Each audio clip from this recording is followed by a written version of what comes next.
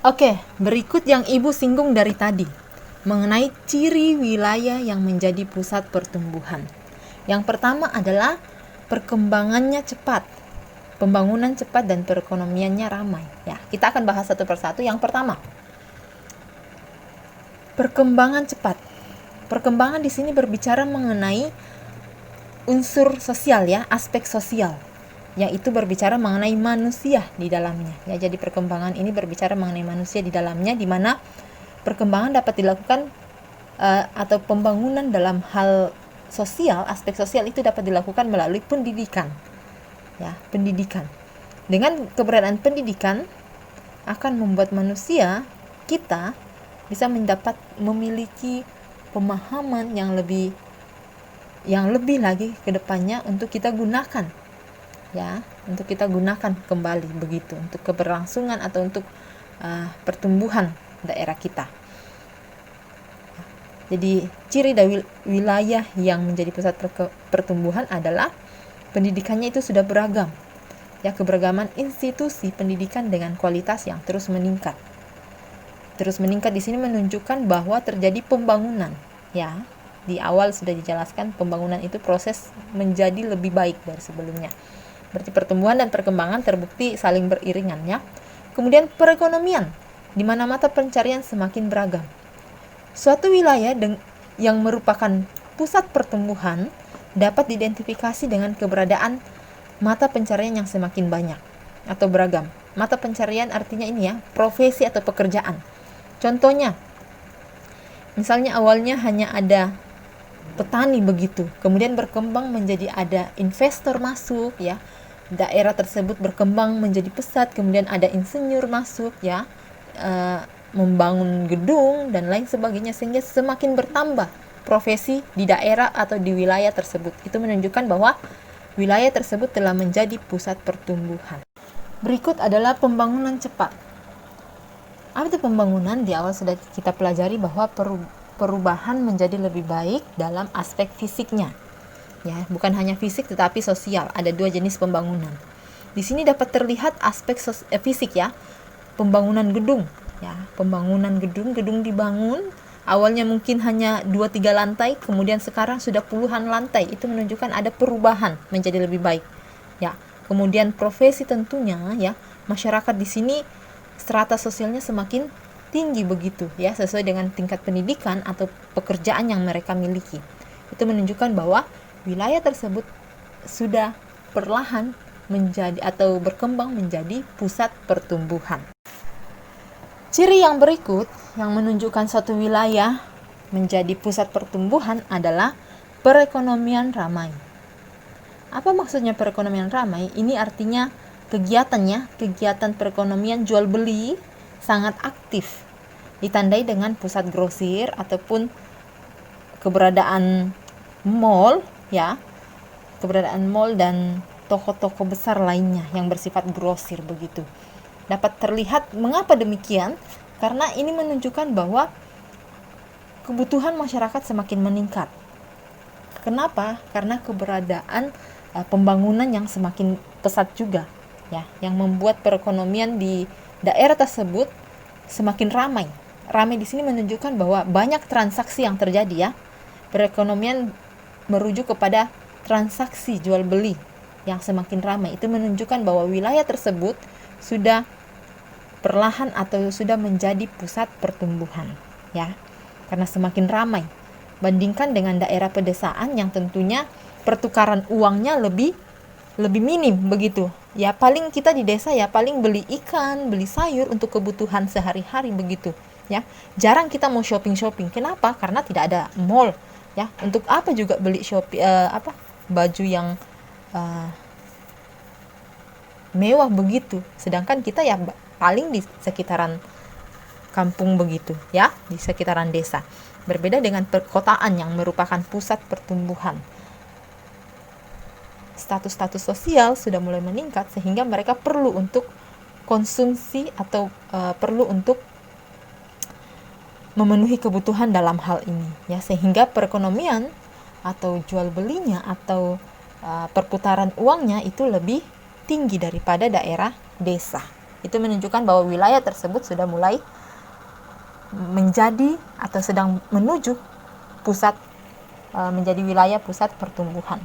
Kita bisa bandingkan ya, jika kita pernah ke Makassar, itu banyak sekali mall di sana ya, banyak sekali mall, bahkan itu ramai di dalamnya ya. Di jam-jam tertentu itu menunjukkan bahwa bahkan di jalan raya itu sampai macet, kita bisa berjam-jam di jalan raya ya. Itu menunjukkan bahwa di sana perekonomiannya itu sudah sangat pesat ya, sudah sangat ini, sehingga daerahnya kurang mampu menampung, makanya terjadi permasalahan itu tadi ya. Banyak terjadi permasalahan saat daerah tidak mampu menopang ya, tidak mampu lagi untuk ini merangkul pertumbuhan yang terjadi ya. Oke, kita sudah mempelajari ciri dari suatu wilayah yang menjadi pusat pertumbuhan. Sekarang kita akan membahas apa yang membuat wilayah tersebut dapat menjadi pusat pertumbuhan. Ya, apa yang membuat mereka bisa berkembang menjadi pusat pertumbuhan. Yang pertama adalah kondisi geografis. Apa itu kondisi geografis? Di kelas 10 kita sudah pelajari ya, bahkan kelas 11 sudah kita bahas sedikit juga. Kondisi geografis berkaitan dengan posisi wilayah tersebut terhadap wilayah yang ada di sekitarnya. Keberadaan yang strategis membuat suatu wilayah dapat melakukan pembangunan yang signifikan sehingga terjadi pertumbuhan yang pesat. Salah satu contohnya adalah wilayah yang berada di dekat laut ya, itu cenderung mengalami pembangunan yang lebih pesat atau lebih cepat dibandingkan dengan wilayah yang sulit terjangkau begitu, yang semakin dalam, semakin jauh dari pesisir pantai, dari laut ya. Mengapa demikian? Ini berhubungan dengan aksesibilitas. Apa itu aksesibilitas? Oke, kembali tarik ingatan masa lalunya, kelas 10 mengenai konsep aksesibilitas. Apa itu? Ya, itu berhubungan dengan kemudahan dalam menjangkau suatu wilayah. Ya, kemudahan dalam menjangkau suatu wilayah. Ya, dimana tadi Ibu bilang daerah yang dekat dengan pesisir pantai atau laut itu lebih cepat pertumbuhannya, pembangunannya karena ini aksesibilitasnya ya, keterjangkauannya itu lebih mudah ya, karena pengiriman barang, apalagi barang-barang yang untuk kebutuhan industri yang perlu diolah lagi, itu tentunya berat. Kalau jika kita menggunakan pesawat terbang, itu tentunya kapasitasnya lebih sedikit untuk membawa barang. Oleh karena itu jalur laut, transportasi laut menjadi jalur utama, jalur yang penting untuk proses pertumbuhan dan pembangunan suatu wilayah. Nah, coba cari identifikasi. Daerah Makassar dekat ini ya, dekat laut, Palopo dekat laut.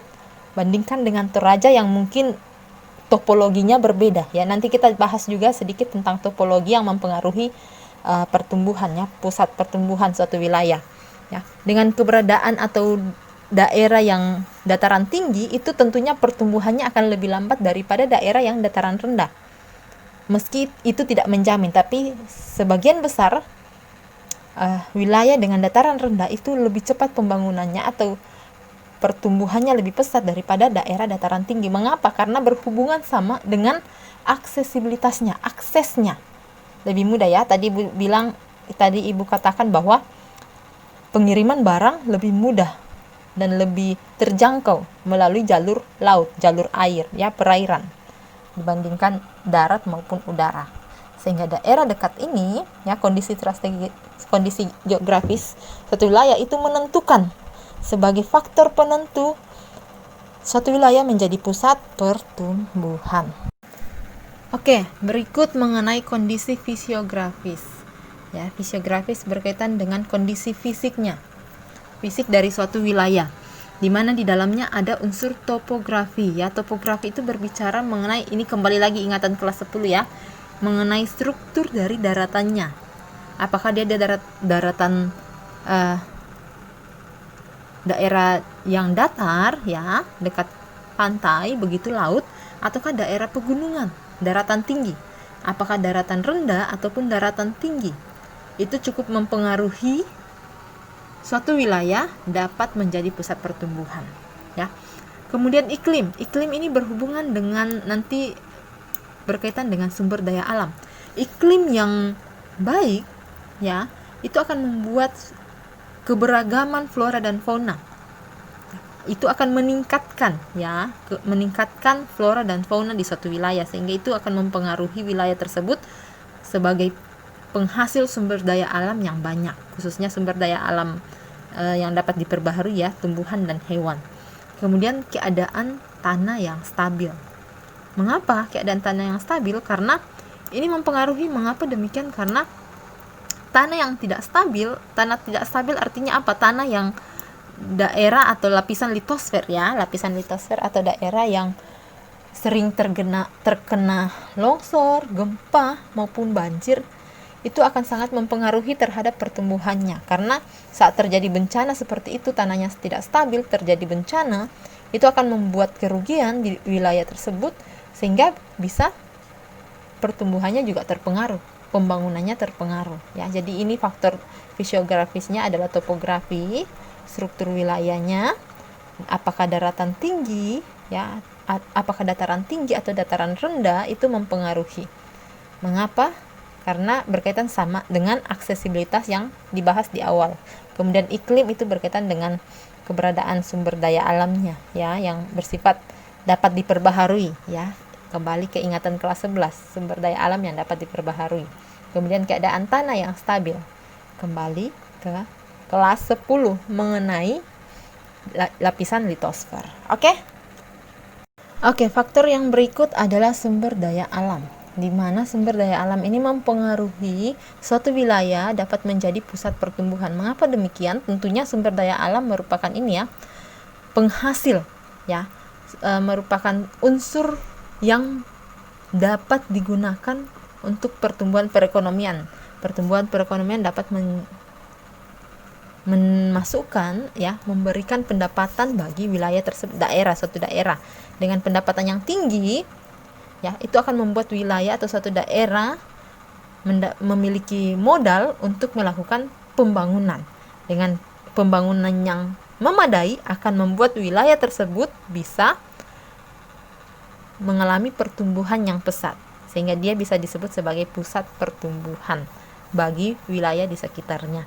Itu berhubungan dengan keberadaan ini ya, sumber daya alam baik yang dapat diperbaharui ya, seperti ikan ya, sumber daya yang ada dari laut, kemudian tumbuhan, dan juga sumber daya seperti pertambangan begitu ya, yang tidak dapat diperbaharui. Mengapa? Karena ini membutuhkan waktu yang lama ya, di kelas 11 kita sudah bahas.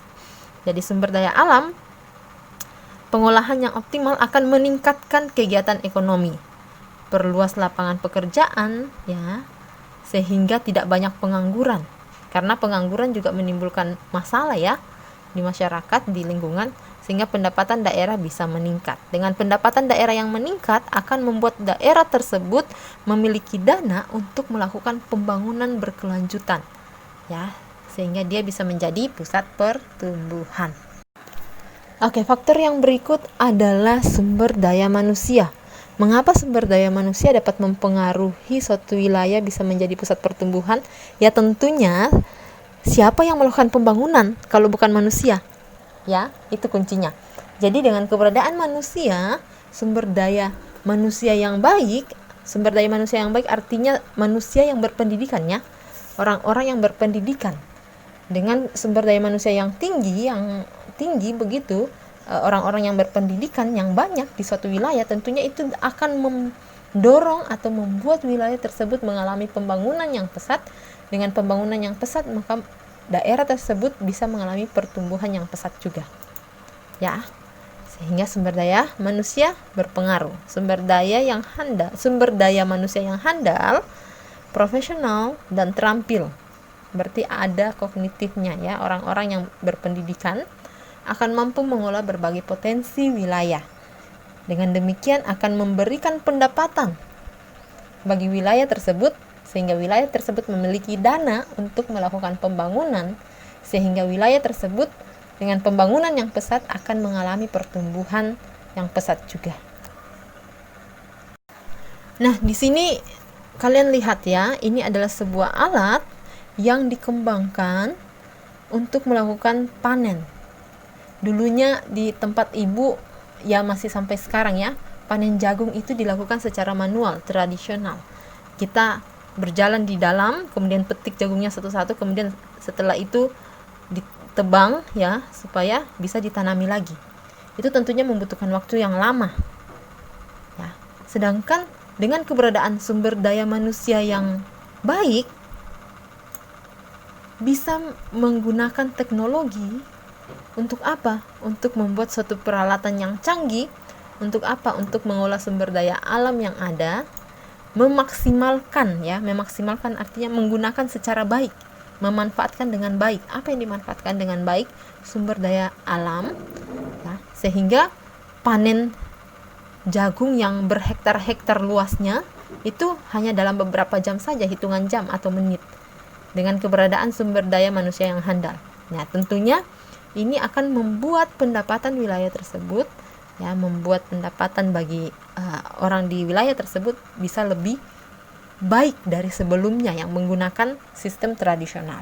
Ya, coba perhatikan gambar ya. Ini merupakan gambar salah satu pertambangan terbesar di Indonesia yang berada di Papua ya. Lubang besar ini ya. Ini merupakan pertambangan emas yang terbesar di Indonesia yang berada di Papua. Di mana ini akan membuat dengan keberadaan sumber daya alam ini di Papua itu membuat daerah di sekitar pertambangan ini menjadi pusat pertumbuhan bagi daerah di sekitarnya, bagi wilayah di sekitarnya. Ya. Itu menunjukkan bahwa dengan keberadaan sumber daya alam dan juga sumber daya manusia, tentunya yang bekerja di sini orang-orang yang berpengalaman ya, profesional. Nah, itu bisa dikolaborasikan sehingga memberikan kontribusi pendapatan yang baik bagi wilayah tersebut, sehingga wilayah bisa memiliki perekonomian yang stabil, yang baik untuk melakukan pembangunan, sehingga bisa mengalami pertumbuhan. Ya, berbeda halnya ya. Oh ya, di sini kalian bisa lihat ya, ini seperti titik-titik di sini ya, 1, 2, 3, banyak. Itu merupakan mobil-mobil besar ya. Ibu berharap Ibu pernah tampilkan video mengenai kondisi pertambangan di Papua. Itu memiliki mobilnya ya, yang dikendarai oleh seorang wanita. Itu kendaraan yang dibawa lebih tinggi, lebih besar, bahkan beratnya sampai ton ya, daripada ukuran dirinya. Ya, itu menunjukkan bahwa dengan keberadaan sumber daya manusia yang baik, itu bisa membuat pembangunan suatu wilayah lebih baik, efektif, dan terjadi pertumbuhan yang baik pula. Berbeda halnya dengan kondisi yang tradisional ini.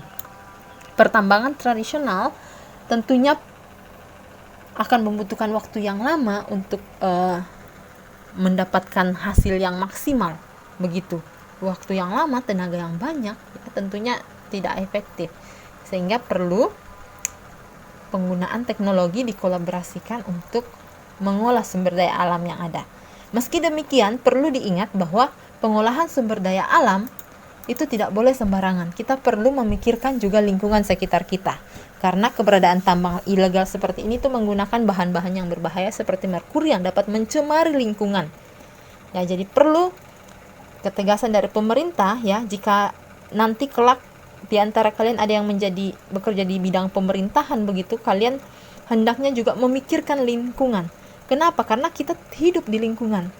Tanpa lingkungan juga kita tidak bisa berbuat apa-apa, karena kita butuh ya tumbuhan, hewan yang ada di lingkungan juga. Kalau lingkungan sudah rusak, tidak bisa menghasilkan tanaman yang segar, tidak bisa dihidupi oleh hewan-hewan, ya kita mau makan apa? Ya, jadi kita perlu menjaga lingkungan kita supaya tetap terjaga, tetap asri, untuk juga kepentingan kita di masa mendatang ya. Jadi kelak semoga ada di antara kalian yang bisa menjadi orang yang berpengaruh dalam bidang pemerintahan, yang bisa mentransformasi pemikiran-pemikiran. Jangan sampai mudah tergiur oleh godaan-godaannya dan lupa untuk menjaga lingkungan kita, ya, dan melupakan menjaga lingkungan kita yang merupakan anugerah dari Tuhan yang perlu kita jaga. Oke, berikut adalah faktor penunjang pertumbuhan, pusat pertumbuhan, ya. Fasilitas penunjang, ya. Fasilitas penunjang di sini adalah suatu keberadaan, ya, hal-hal yang diperlukan untuk proses perekonomian, ya, perekonomian dan bidang lainnya, begitu ya. Salah satu contohnya adalah jalan.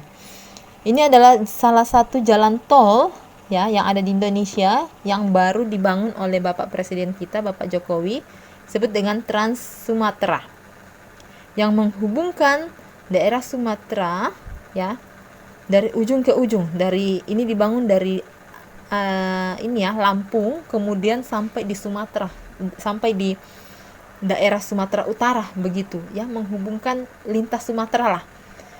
Ini membuat jalur pengangkutan barang dan jasa itu lebih mudah, sehingga tentunya kemudahan ini akan membuat harga bahan-bahannya menjadi lebih murah, ya. Dan juga Pak Presiden kita membangun jalur trans atau jalan yang cukup besar seperti ini tuh di daerah Papua.